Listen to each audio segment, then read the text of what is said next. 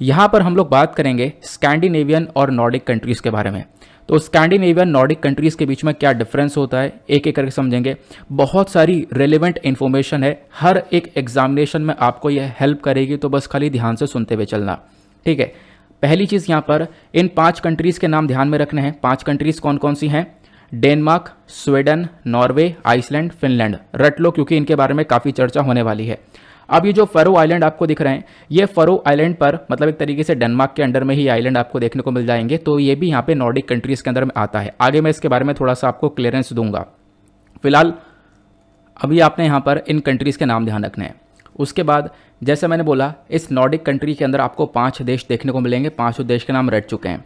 अब बहुत सारी कुछ एरियाज, जैसे फरो आइलैंड आपने ये देखा, फरो आइलैंड यहाँ पे बराबर में है। अब ये जो फरो आइलैंड है, ये डेनमार्क का ऑटोनोमस डिपेंडेंसी है, ठीक है। मतलब कि एक तरीके से ये आइलैंड डेनमार्क के ऊपर डिपेंडेंट है, आप ऐसा कह सकते हो। उसके बाद ग्रीनलैंड हो गया, ग्रीनलैंड भी यहाँ पर डेनमार्क के अंडर में ही आता है ना। फिर उसके बाद ये आइलैंड आपको देखने को मिल जाएगा, ये फिनलैंड के अंडर में आता है। उसके बाद यहाँ पर जैनमैन और स्वालबार्ड देखने को मिल जाएगा, ये नॉर्वे के अंडर में आता है, ठीक है। तो यहाँ पर कुछ अलग से टेरिटरीज़ हैं जो कि यहाँ पर ऑटोनोमस टेरिटरीज़ हैं, हालांकि इन्हीं कंट्रीज़ के अंडर में आती हैं। तो आपसे क्वेश्चन बन जाए, नॉर्डिक कंट्रीज़ के अंदर में क्या ये हिस्सा है नॉर्डिक कंट्रीज़ का? तो बिल्कुल हैं, ये 5 कंट्रीज़ तो हैं ही। इनके साथ साथ आगे पीछे, जैसे कि मैंने आपको दिखाया, फरो आइलैंड थोड़ी दूरी पर है लेकिन डेनमार्क के अंडर में है। ग्रीनलैंड थोड़ा सा और ऊपर आप चले जाओगे, वो भी डेनमार्क के अंडर में है। हालांकि वहाँ पे आबादी बहुत ही कम है, कुछ हज़ार के बीच में आबादी आपको वहाँ पर देखने को मिल जाएगी, लेकिन एरिया वो बहुत बड़ा सा आपको देखने को मिल जाएगा, है ना। ज़्यादातर जो पॉपुलेशन है डेनमार्क की वो यहीं पर रहती है। तो कुछ आइलैंड्स ये हो गया, ग्रीनलैंड ये हो गया, तो ये भी डेनमार्क के अंडर में है। उसके बाद यहाँ पे हमने देखा कि नॉर्वे के अंडर में आइलैंड आता है, और नॉर्वे के अंडर में स्वालबार्ड और जैनमैन, और आइलैंड जो आता है वो हमारा फिनलैंड के अंडर में आता है, ठीक है। तो ये नॉर्डिक कंट्रीज़ की पूरी इन्फॉर्मेशन हुई। आगे बढ़ते हैं, अब एक एक करके डिस्कशन स्टार्ट करते हैं। सबसे पहली चीज़ हम लोग यहाँ पर सीखेंगे स्कैंडिनेवियन, देन उसके बाद मैं आपको नॉर्डिक के बारे में और भी बहुत सारी इन्फॉर्मेशन दूंगा। देखो, जब हम लोग बात करते हैं स्कैंडिनेवियन कंट्रीज़ के बारे में, तो बड़ा सा नाम दिख रहा होगा स्कैंडिनेवियन, हाँ। तो इस स्कैंडिनेवियन कंट्रीज़ के अंदर सिर्फ और सिर्फ 3 देश आते हैं। वो 3 देश कौन कौन से हैं? 3 देश हैं DNS। अभी इस वजह से मैं स्टार्टिंग में जोर ये दे रहा था DNS FI करके याद रख लो, वो इसलिए क्योंकि स्टार्टिंग के जो 3 कंट्रीज़ हैं DNS, डेनमार्क, नॉर्वे, स्वीडन, ये तो यहाँ पर स्कैंडिनेवियन कंट्रीज़ हैं। इन तीनों देशों को हम लोग स्कैंडिनेवियन कंट्रीज़ बोलते हैं। अगर इसमें IF को और जोड़ दिया जाए, मतलब कि आइसलैंड और फिनलैंड को और जोड़ दिया जाए, तो ये पूरा मिलकर नॉर्डिक कंट्री बन जाता है। क्लियर हुआ? बहुत सिंपल सा है, यहाँ पर आप लोग ध्यान रख सकते हो उसके बारे में, ठीक है। तो इस पिक्चर के थ्रू हम लोग दोबारा रिवाइज कर सकते हैं। Iceland, Finland, Sweden, Norway, Denmark, इन 5 को मिलाकर क्या बन जाएगा? नॉर्डिक। अगर आइसलैंड फिनलैंड को निकाल दें तो ये 3 यहाँ पर बन जाएंगी स्कैंडिनेवियन कंट्रीज़। आगे बात करते हैं। अब यहीं पर एक और टर्म आता है, जब हम लोग स्कैंडिनेविया के बारे में चर्चा करते हैं तो एक और टर्म आता है फेनोस्कैंडिया। अब मैं नहीं चाहता यहाँ पर कुछ आपका छूट जाए या फिर यहाँ से कुछ क्वेश्चन बन जाए, तो इसी वजह से यहाँ पर ये एक और इन्फॉर्मेशन मुझे मिली तो मैंने यहाँ पर उसको भी लगा दिया। फेनोस्कैंडिया क्या है? देखो, फेनोस्कैंडिया भी यहाँ पर एक पर्टिकुलर एरिया देखने को मिल जाएगा जहाँ पर कुछ कंट्रीज़ हैं। कौन कौन सी? हमारा स्कैंडिनेवियन पेनिनसुलर हो गया, उसके बाद कोला पेनिनसुला ये रशिया का पार्ट है, उसके बाद यहाँ पर करेलिया, ये भी रशिया का हिस्सा है, और फिनलैंड। तो यहाँ पे कुछ एरियाज़ हैं, ये एरिया मिला के फेनोस्कैंडिया बनता है, और डेनमार्क इस फेनोस्कैंडिया का हिस्सा नहीं है, तो आप लोग यहाँ पर ध्यान रख सकते हो, ठीक है। क्लियर हुआ? आगे बढ़ते हैं। मतलब एक और टर्म ये चर्चा में आ रही थी, फेनोस्कैंडिया क्या है, तो उसमें ये हिस्से देखने को मिलते हैं जिसके नाम मैंने भी आप लोगों के सामने बता दिए हैं। आगे आते हैं। अब जब भी हम लोग यहाँ पर स्कैंडिनेवियन कंट्रीज़ के बारे में चर्चा करते हैं, नॉर्डिक कंट्रीज़ के बारे में चर्चा करते हैं, तो यहाँ पर आप लोगों को एक चीज़ और ध्यान रखनी है। बहुत सारी कंट्रीज़, ये जिसके नाम हमने लिए हैं 5 कंट्रीज़ के अंदर, ऊपर वाला जो हिस्सा आपको दिख रहा है, यानी कि जैसे ये वाला ऊपर वाला हिस्सा देखने को मिल जाएगा, ये यहाँ पर नॉर्थ वाला रीजन हो गया, इसका ऊपर वाला रीजन नॉर्थ वाला रीजन हो गया। इस वाले ऊपर वाले रीजन में आबादी बहुत कम है, बहुत कम आबादी यहाँ पर देखने को मिलती है। ज़्यादातर आबादी इन कंट्रीज़ के सदर्न वाले पोर्शन में देखने को मिल पाएगी। इसके पीछे एक बहुत ही सिंपल सा कारण है, वो है कि नॉर्दर्न वाले रीजन में ठंड बहुत ज़्यादा पड़ती है। इनफैक्ट यहाँ पे अगर गर्मियाँ भी पड़ रही हो, गर्मियों के महीने भी चल रहे हो, तो वहाँ पर भी आपको ठंड देखने को मिलेगी, और सर्दियों के टाइम पे बर्फ़ ही बर्फ़ वहाँ पे जम जाती है। दैट इज़ वाई यहाँ पर ऊपर की साइड में जो पॉपुलेशन है बहुत कम आपको देखने को मिल पाएगी। नीचे जो पॉपुलेशन है वो काफ़ी ज़्यादा देखने को मिल जाती है इन कंट्रीज़ के अंदर। क्लियर हुआ?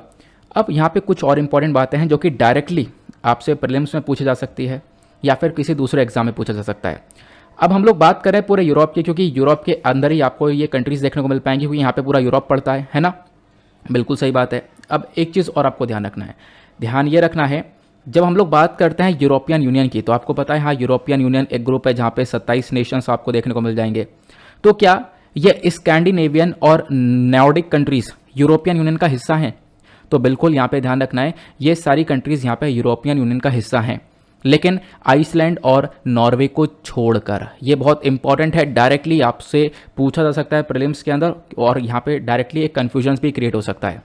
तो ध्यान रखना, डेनमार्क, स्वीडन, फिनलैंड, ये तीनों तो यहाँ पर यूरोपियन यूनियन का हिस्सा है, लेकिन आइसलैंड और नॉर्वे, यानी कि आइसलैंड ये रहा, नॉर्वे ये हो गया, ये दोनों यहाँ पर यूरोपियन यूनियन का हिस्सा नहीं है।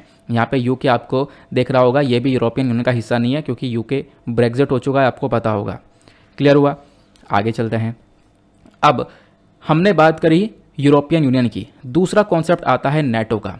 अगर हम लोग देखें कि नेटो के अंदर ये मेंबर्स हैं, यानी तो आप जब देख पाओगे नेटो यानी एक नॉर्थ अटलांटिक ट्रीटी ऑर्गेनाइजेशन है, इसके अंदर आपको 30 देश देखने को मिल जाते हैं। उन 30 देशों की लिस्ट आपको ये देखने को मिल जाएगी। इसमें डेनमार्क है, ठीक है, आइसलैंड भी है, नॉर्वे भी है, उसके अलावा 2 कंट्रीज़ नज़र नहीं आ रही हैं, ठीक है। वो 2 कंट्रीज़ कौन कौन सी हैं? तो वो कंट्री है एक फिनलैंड और दूसरा यहाँ पर स्वीडन। क्लियर हुआ?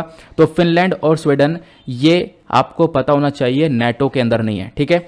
तो यहाँ पर आपने देखा यूरोपियन यूनियन का हिस्सा कौन कौन सी कंट्री नहीं है, तो नॉर्डिक और यहाँ पे स्कैंडिनेवियन कंट्री में से यूरोपियन यूनियन का हिस्सा आइसलैंड और नॉर्वे नहीं है।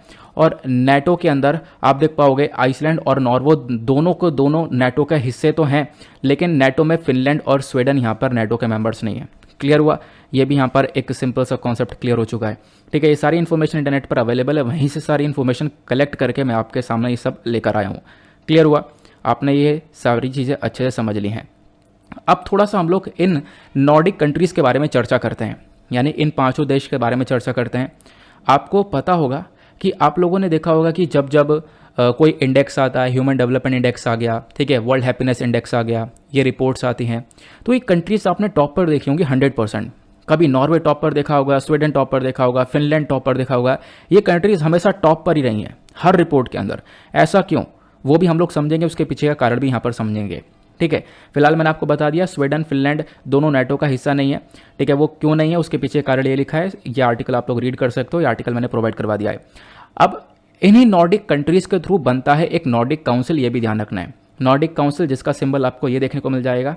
तो नॉर्डिक काउंसिल एक ऑफिशियल बॉडी है जहां पर इन 5 कंट्रीज का एक रिप्रेजेंटेशन मिलता है। Denmark, Finland, Iceland, Norway, Sweden, इन 5 कंट्रीज के रिप्रेजेंटेटिव्स यहां पर इस काउंसिल के अंदर बैठते हैं, ठीक है। इस नॉर्डिक काउंसिल का हेडक्वार्टर आपको डेनमार्क की कैपिटल कोपेनहेगन में देखने को मिल पाएगा। साथ ही साथ यहाँ पर नॉर्डिक काउंसिल को फाउंड किया गया था 16 मार्च 1952 में। ऑफिशियल लैंग्वेज यहाँ पर इस काउंसिल के अंदर यूज़ की जाती है डैनिश, फिनिश, आइसलैंडिक, नॉर्वेजियन और स्वीडिश। यहाँ पे इन्हीं कंट्रीज़ की जो लैंग्वेजेस हैं वो यहाँ पे यूज़ की जाती हैं। क्लियर हुआ? नॉर्डिक काउंसिल के बारे में हमने जाना। फिर उसके बाद एक चीज़ और यहाँ पे ध्यान रखनी है, हमने सब कुछ कवर कर लिया, हमने इन 5 कंट्रीज़ के नाम अच्छे से देख लिए, लेकिन इन 5 कंट्रीज़ की कैपिटल नहीं देखी। तो कैपिटल भी आपको ध्यान रखनी है, इंपॉर्टेंट है। आइसलैंड हो गया, यहाँ पर आप देख पाओगे रेयकजाविक। उसके बाद नॉर्वे के अंदर ओस्लो इसकी कैपिटल हो गई, डेनमार्क की कैपिटल कोपेनहेगन हो गई, स्वीडन की कैपिटल स्टॉकहोम हो गई और फिनलैंड की कैपिटल हेलसिंकी हो गई। स्टॉकहोम काफ़ी चर्चा में रहता है, आपको पता होगा। स्टॉकहोम की एक रिपोर्ट भी आती है, सिप्री रिपोर्ट है ना। स्टॉकहोम इस वजह से काफ़ी चर्चा में रहता है। आगे बढ़ते हैं। अब हम लोग कहाँ पे थे कि भाई इन कंट्रीज़ के अंदर इतना डेवलपमेंट कैसे, वो हम यहाँ पे मैं आपको बता रहा था। यानी जब आप लोग ह्यूमन डेवलपमेंट इंडेक्स देखते हो तो लंबे समय से ऐसे ही बहुत सारी रिपोर्ट्स पब्लिश हो रही हैं। आप यहाँ पर देख पाओगे नॉर्वे टॉप पर है, स्विट्जरलैंड टॉप पर है, सॉरी स्विट्जरलैंड तो यहाँ पर बात नहीं कर रहे हम, नॉर्वे की बात करें। नॉर्वे के बाद आप लोग देख पाओगे आइसलैंड भी यहाँ पर है, स्वीडन भी यहाँ पर है, फिर उसके बाद डेनमार्क भी यहाँ पर है, फिनलैंड भी यहाँ पर है। मतलब आप कह सकते हो 5 देश यहाँ पे टॉप पर हैं। कोई सा भी इंडेक्स उठा लो, कोई सी भी रिपोर्ट उठा लो, उसमें टॉप 10 में से कहीं ना कहीं यहाँ पर ये 5 कंट्रीज़ अपनी रैंकिंग तैयार करके बैठी रहती हैं। इतना ज़्यादा यहाँ पर डेवलपमेंट देखने को मिलेगा। ये तो मैंने आपको एक एग्जाम्पल दिखाया ह्यूमन डेवलपमेंट इंडेक्स का। दूसरा एग्जाम्पल देखो, ये रैंकिंग ऑफ हैप्पीनेस है कि कौन से देश में लोग कितने खुश हैं, है ना।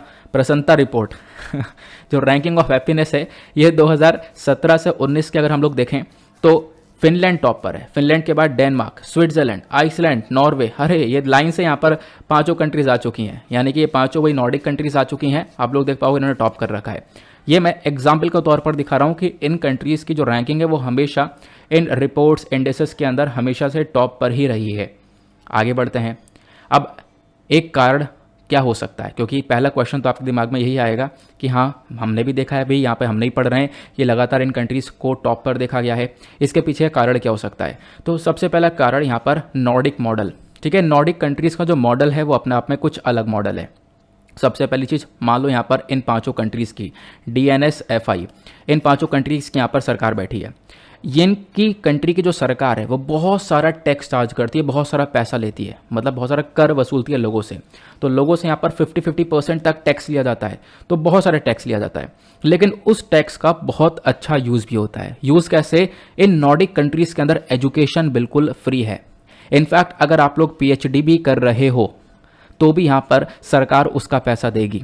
तो ये सिचुएशन है यहाँ पर। इनफैक्ट आप कह सकते हो आज के टाइम पर कोई व्यक्ति 25 साल का हो चुका है, 28 साल का हो चुका है, उसको PhD करनी है, मान लो अभी किसी दूसरे कंट्री में PhD करनी है, तो उसके लिए उसको पैसा लेना पड़ेगा, उसको पैसे की रिक्वायरमेंट होगी। लेकिन यहाँ पे अगर इन कंट्रीज़ के अंदर लोगों को पढ़ना है, PhD वगैरह करनी है, तो उसके लिए यहाँ पर सरकार बिल्कुल फ्री में एजुकेशन दे रही है। पहली चीज़, क्योंकि सरकार एक भारी भरकम टैक्स भी यहाँ से ले रही है, तो इस वजह से यहाँ पर इन कंट्रीज़ की रैंकिंग हमेशा से ऊपर देखने को मिल पाएगी। दूसरा रीज़न यहाँ पर क्या है कि नॉर्डिक कंट्रीज़ के अंदर फ्री हेल्थ केयर मिलता है। ठीक है, हेल्थ केयर के ऊपर ये कंट्रीज़ बहुत ज़बरदस्त तरीके से पैसा खर्चती हैं, प्लस वेलफेयर स्कीम्स के ऊपर भी बहुत सारा पैसा इन कंट्रीज़ के थ्रू खर्चा जाता है। ठीक है, तो ये तो हमारा नॉर्डिक मॉडल हुआ। आगे बात करते हैं। हमारे पास इन्वेस्टोपीडिया की एक रिपोर्ट है। इस रिपोर्ट के माध्यम से ये पता चलता है कि ये जो पांचों कंट्रीज़ है, इन पांचों कंट्रीज़ के पास में कुछ ना कुछ खासियत आपको देखने को मिल पाएगी, जिसकी वजह से बहुत बड़ा डेवलपमेंट इन कंट्रीज़ के अंदर देखने को मिलता है। ये इन्वेस्टोपीडिया की रिपोर्ट बताती है कि दुनिया के लार्जेस्ट ऑयल प्रोड्यूसर के बारे में, दुनिया में सबसे बड़े ऑयल प्रोड्यूसर कौन कौन है। तो यहाँ पर आप देख पाओगे 10 कंट्रीज़ के नाम है। नीचे 10वें नंबर पर आपको नॉर्वे देखने को मिल जाएगा। यहाँ पे बोला यह गया साल 2020 के अंदर नॉर्वे ने लगभग $22.6 बिलियन का जो ऑयल है वो एक्सपोर्ट किया था। तो नॉर्वे के अंदर बहुत सारे ऑयल रिजर्व्स मिलते हैं। Norway has the largest oil reserve in the western Europe, और बहुत सारा ऑयल नॉर्वे बेचता है दूसरे कंट्रीज़ को, वहाँ से पैसा कमाता है। तो नॉर्वे के अंदर आप देख पाओगे जो वेल्थ जनरेशन है वो यहाँ पर इसकी वजह से हो रहा है। उसी प्रकार से हम लोग बात करें स्वीडन की, मैं आपको एग्जाम्पल के तौर पर बता रहा हूँ कि हाँ इन कंट्रीज़ के पास में क्या क्या देखने को मिलता है, किस चीज़ का यूज़ करके इतनी तेज़ी से लोग आगे बढ़ रहे हैं। नॉर्वे के बाद हम बात करें स्वीडन की, तो यहाँ पे वर्ल्ड एटलस की रिपोर्ट है। स्वीडन भी यहाँ पर एक स्कैंडिनेवियन कंट्री है। अगर हम लोग बात करें स्वीडन के अंदर बहुत सारे नेचुरल रिसोर्सेज पाए जाते हैं। नेचुरल रिसोर्सेज की बात करें तो यहाँ पे बहुत सारे मिनरल्स देखने को मिलते हैं। Arsenic, copper, gold, iron, ore, lead, silver, uranium, zinc, tungsten, ये सारे नेचुरल रिसोर्सेज भरपूर मात्रा में पाए जाते हैं।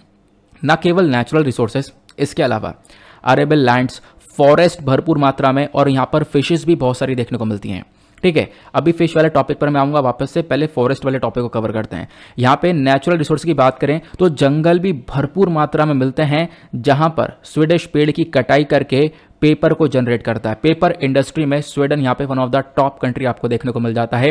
तो यहाँ से स्वीडन बहुत सारा पैसा कमाता है। ये तो मैंने आपको 2 कंट्रीज़ का एग्जाम्पल दिए। अगर हम लोग बाकी इन सारी 5 कंट्रीज़ के बारे में चर्चा करें तो इन 5 कंट्रीज़ में से हमेशा से जो फिश है ये बहुत इंपॉर्टेंट रहा है। फिश सेक्टर के अंदर इन कंट्रीज़ ने बहुत सारा पैसा खर्चा है, इनफैक्ट बहुत सारा पैसा कमाया भी है। तो फिश सेक्टर से मैंने जैसा बोला कि मछली को एक्सपोर्ट करने पर यहाँ पर बहुत सारा पैसा इन कंट्रीज़ ने अर्न किया। क्लियर हुआ? ये मैंने आप लोगों को बता दिया। आगे बात करते हैं। देखो एक चीज़ और है, जब इतना कुछ है इन कंट्रीज़ के अंदर में तो एक सबसे बड़ा फ़ायदा देखने को मिलता है। इन कंट्रीज़ के अंदर जो लाइफ एक्सपेक्टेंसी है वो बहुत ज़्यादा है। ये पॉइंट नोट डाउन करने वाला पॉइंट है। मतलब लोगों की जो ज़िंदगी है वो बहुत लंबी होती है, बहुत लंबे समय तक लोग जीते हैं, ऐसा यहाँ पर बोला गया है। फ्री हेल्थ केयर मिल रहा है, फ्री एजुकेशन मिल रही है, और सबसे इंपॉर्टेंट चीज़ यहाँ पर हाई लेवल ऑफ लिटरेसी भी देखने को मिलती है। हाई लेवल ऑफ लिटरेसी मतलब ज़्यादा पढ़े लिखे लोग आपको देखने को मिल जाएंगे। लिटरेसी रेट बहुत ज़्यादा है। ऐसा क्यों, ये तो आपको पता है, ये वाला कारण, क्योंकि टैक्स जो पैसा आया सरकार के पास में, वो टैक्स सरकार ने यहाँ पर फ्री एजुकेशन के ऊपर खर्चा है। ठीक है, तो बहुत सारा यहाँ पर ये लोग एजुकेशन के ऊपर पैसा खर्चते हैं, जिसकी वजह से हमने देखा है लिटरेसी रेट भी बहुत तगड़ा देखने को मिल जाता है यहाँ पर। क्लियर हुआ? तो ये सारी इन्फॉर्मेशन मैंने आपको इन कंट्रीज़ के बारे में प्रोवाइड करवा दी है। आगे चलते हैं और क्या क्या बात कर रही है यहाँ पर। हाँ, मैं आपको क्या बता रहा था अभी कि हमने नॉर्वे का एग्जाम्पल लिया, स्वीडन का एग्जाम्पल लिया, देन उसके बाद हमारे पास एक ऑफिशियल रिपोर्ट है, वो यहाँ पर एक ऑफिशियल ट्वीट है। वो ये बोलता है कि अगर आप लोग देख पाओगे दूसरे कंट्रीज़ की बात करें, पहले तो हम लोग इन 5 कंट्रीज़ को, नॉर्डिक कंट्रीज़ को ले लेते हैं। कौन कौन से? DNSFI। ठीक है, अब दूसरी तरफ आप लोग अमेरिका के लो, तो अमेरिका से भी ये कंट्रीज़ काफ़ी आगे हैं, क्योंकि ये कंट्रीज़ नॉर्डिक मॉडल को अपना रही हैं। अमेरिका का मॉडल अलग है। ठीक है, अमेरिका के अंदर जो मॉडल है वो आपको अलग देखने को मिल जाएगा और नॉर्डिक कंट्रीज़ का मॉडल अलग है। अमेरिका के अंदर यहाँ पर इतनी एजुकेशन फ्री नहीं है। इन कंट्रीज़ में एजुकेशन बिल्कुल फ्री है। यूनिवर्सिटी में कितनी फीस जा रही है? $0। यहाँ पर पैसा बिल्कुल नहीं जा रहा, आराम से लोग एजुकेशन ले सकते हैं। लेकिन यूएस के अंदर आप देख पाओगे 10,486 रुपीज़ यहाँ पर, सॉरी, डॉलर्स खर्चने पड़ेंगे PhD करने के लिए। उसके बाद हमारे पास एक और ऑफिशियल ट्वीट है, पब्लिक सिटीजन का ट्वीट है। यहाँ पर ये बोला गया कि जो एवरेज वॉल स्ट्रीट बोनस है 1985 के अंदर, मतलब आप कह सकते हो कि जो बड़े बड़े बिजनेसमैन है, ठीक है, या फिर बिजनेसमैन कह लो, बड़े बड़े यहाँ पर बॉस आपको देखने को मिल जाएंगे। ठीक है, उनकी जो सैलरीज हैं वो 1985 में $13,970 हुआ करती थी, ये यहाँ पर बोला गया।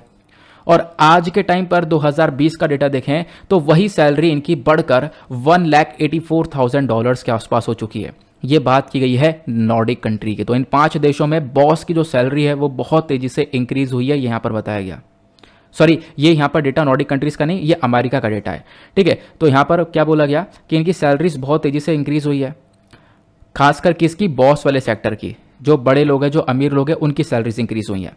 लेकिन यहाँ पर जो लेबर वाला सेक्टर है, जो मजदूरी यहाँ पर मजदूर करके अपनी जो भी मजदूरी है वो कमा रहे हैं, जब उनकी बात करें तो जो मिनिमम वेज है 1985 के अंदर वो $3.35 का था अमेरिका के अंदर में, और जो कि 2020 में आप लोग कह सकते हो वो $7.25 तक का पहुंचा है।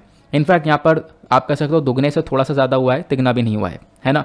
तो ये यहाँ पर बोला गया कि अमेरिका का मॉडल और नॉर्डिक मॉडल के बीच में एक डिफरेंस है। डिफरेंस ये है कि नॉर्डिक मॉडल में लोगों ने, मतलब जो कंट्री की यहाँ पे जो सरकार है, उन्होंने खूब सारा पैसा खर्चा है लोगों के फ्री एजुकेशन के ऊपर, लोगों के वेलफेयर के ऊपर, लोगों के एम्प्लॉयमेंट के ऊपर भी काफ़ी सारा पैसा खर्चा गया है।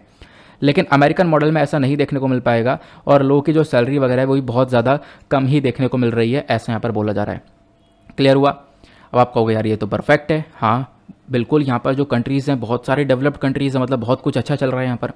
लेकिन देखो, हर सिक्के के 2 पहलू। अगर यहाँ पर एक फ़ायदा है तो कहीं ना कहीं यहाँ पर उसकी कमज़ोरी भी होगी। हर एक इंसान की कुछ ना कुछ कमज़ोरी होती है, हर कोई के अंदर यहाँ पे बिल्कुल परफेक्शन चीज़ें नहीं हो पाती हैं। अब कमज़ोरी में यहाँ पर सबसे पहली कमज़ोरी आपको ये देखने को मिल पाएगी, ये जो नॉर्डिक कंट्रीज़ हैं इनमें से कार्बन एमिशन बहुत ज़्यादा होता है, बहुत ज़्यादा यहाँ पर पोल्यूशन वगैरह पैदा करती हैं। ठीक है, ये आपको देखने को मिल पाएगा। उसके साथ साथ एक दूसरा कारण ये भी है, खासकर एग्जाम्पल लें स्वीडन का, तो स्वीडन में वेमेन के अगेंस्ट में काफ़ी सारे वायलेंस देखने को मिलते हैं। स्वीडन ने रिसेंटली यहाँ पर वेमेन के अगेंस्ट में जो वायलेंस हो रहा है उसको लेकर एक स्टेप भी उठाया था। तो ये सारे आपको स्टेप्स उठाए हुए देखने को मिल जाएंगे इन कंट्रीज़ के साइड से। तो मैंने आपको पूरा का पूरा नॉर्डिक और स्कैंडिनेवियन कंट्रीज़ का इतिहास क्या है, प्रेजेंट सिनेरियो क्या है, सब कुछ यहाँ पर बता दिया है। ठीक है, अब होगा क्या, इसका जो क्लिप है वो मैं काट के डाल दूंगा, ठीक है, अलग से, ताकि आप लोग यहाँ पर कभी भी ज़रूरत पड़े स्कैंडिनेवियन नॉर्डिक कंट्रीज़ के बारे में जानने के लिए तो आप लोग यहाँ पर इस वीडियो को ओपन करो और फटाक से यहाँ पर इसके बारे में इन्फॉर्मेशन ले सको।